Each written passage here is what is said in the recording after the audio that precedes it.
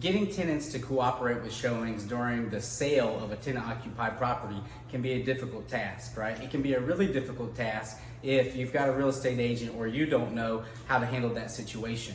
It starts with empathy, right? You got to understand where the tenant is at in this process, and that there is fear and anxiety about where they're living, whether they're going to continue to live there or whether they're going to be able to find somewhere else, right? There's also a lot of fear and anxiety for a lot of people about letting people into their home, right? So you got to understand that. But here's 3 ways that you can get tenants to agree to do showings within the sale of a tenant-occupied property.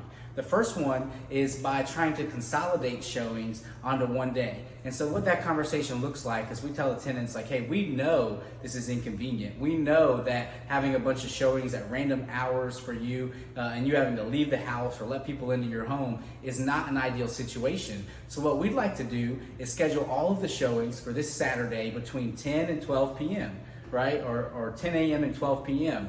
That way we can get people lined up throughout the week. We can have the 6 or 7 showings all at one time, and you're not inconvenienced by a bunch of last minute requests all throughout the week, of course at the worst possible times, right? So showing some empathy to them and getting those consolidated into one time block can go a long way.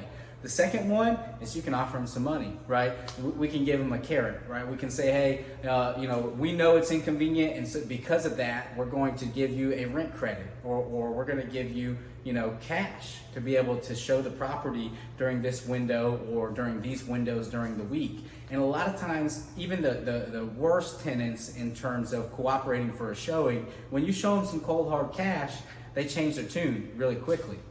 The third thing is that if the carrot doesn't work, you show them the stick, right? And that is the tenant laws, which in our state and in most states favor the landlord. It's the landlord's property, and the landlord can enter the property for any reason within 24-hour written notice, right?